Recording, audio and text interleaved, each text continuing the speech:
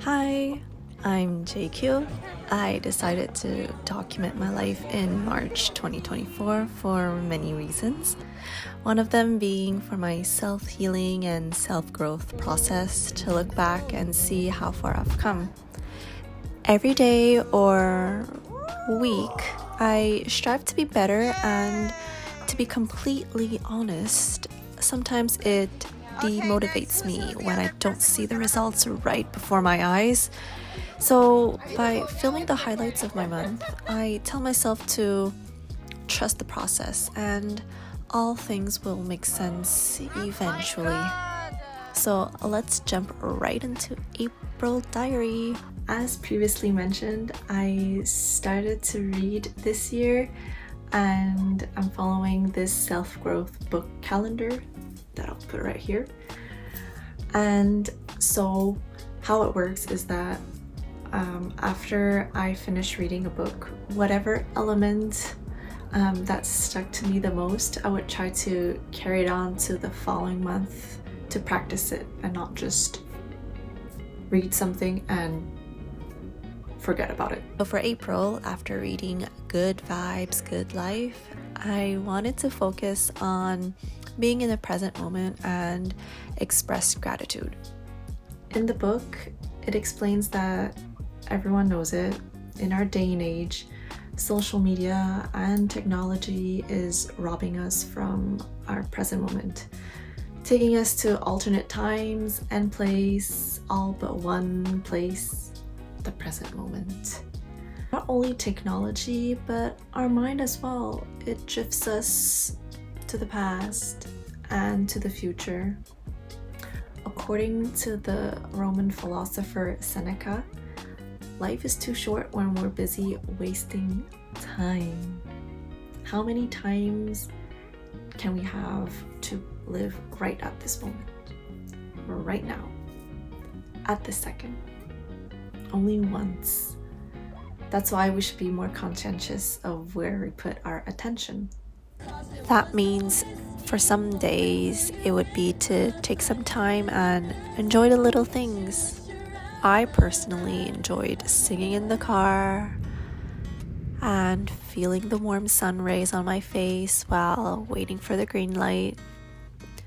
Or for some days, it's to spend time with my family and friends. So we just watched the eclipse. It was amazing. I was awestruck. It's like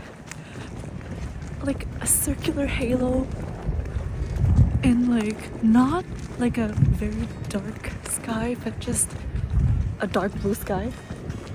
Not almost dark, but it was a dark blue. Yeah, anyways, very nice. I am grateful to have seen a full eclipse in my lifetime. When I was a teenager, I used to go out all the time, optimizing my time with my friends during summer vacation and then go back to studying in the fall season. That was my happiness, trying to find myself, my identity through everyone else. Nowadays, I try to create more memories with my family. I gotta be honest, I'm not a great conversationalist with my mom or my grandmother. Growing up in a very traditional Asian family, we don't talk about our emotions and they are close-minded in their ways of thinking and doing things. At times I'd get frustrated. Why can't my mom and grandma be just like the others? Why can't they be as loving and understanding and open-minded as others? Retrospectively, I understand I had expectations about how they should be and wished they were different to fit my needs. These days, I would just enjoy my time with them, whatever they can give me, and live in the moment. It's funny how each moment can be experienced differently when we accept to see things differently. Personally, spending time with my friends at my age is like a double-edged sword. I got them single friends and got them friends who are way ahead in their next chapters of their lives. Although I'm super happy for them and wish them all the best, there's still a part of me that feels sad and lonely. And it feels like I'm way behind in life. After looking back at some of my videos and with a bit of introspection, I noticed a predictable sequence. Whenever I feel sad or lonely, I would notice it and acknowledge it. But the thing is, I do not take time to sit with that feeling and comfort myself. So afterwards, those feelings would drag on to the following days, and then I would not understand why I feel that way, how I feel unmotivated, and then I would procrastinate. And so after I procrastinate, I would blame myself for procrastinating, and just all around bad negative vibes. At the end of the day, the one thing that we must remember is that emotions are like tides that come and go. After we hit the low, we gotta remember that there will be a new cycle that will eventually restart. On those days, how I like to enjoy my present moment would be to actively seek some time alone. I was dying to go outside without the snow, letting spring do its thing, showing us a sign of a new beginning. Instead, winter sent us a spontaneous and generous farewell gift before entering the new season. Luckily, that only lasted a day, and for the rest of the month, spring eagerly showed its presence with budding leaves and green lush bushes.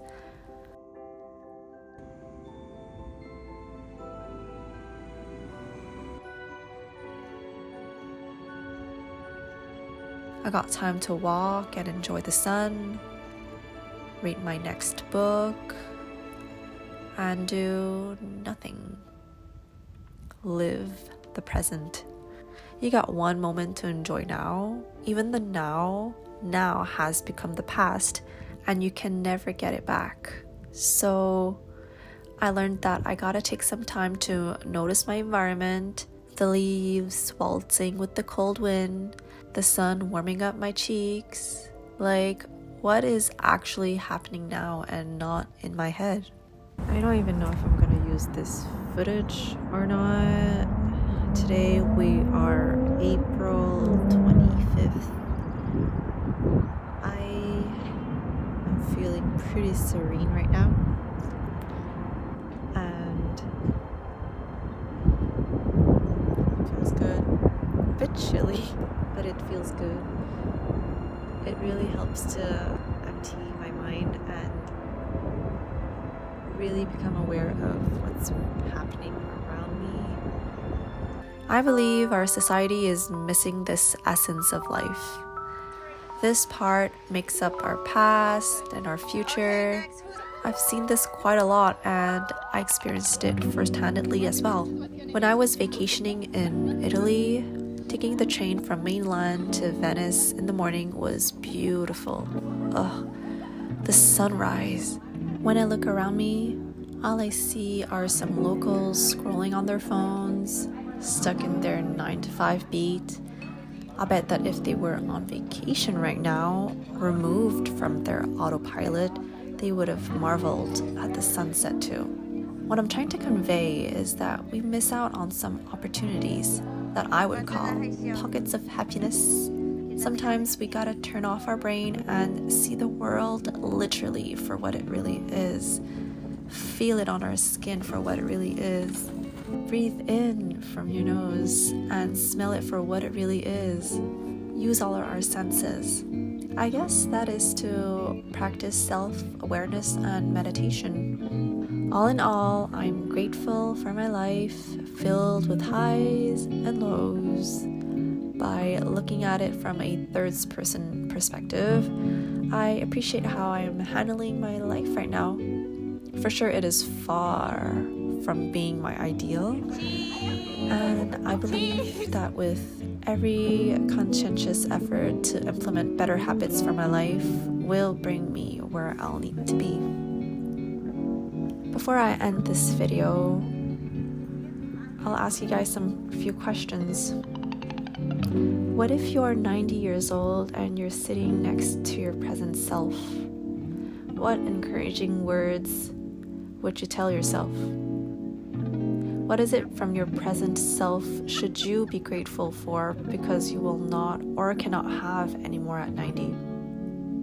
And how can you exploit that or make the best out of that? Plant these thoughts and watch them grow. Thanks for watching and listening to me, and hope to see you soon. Bye.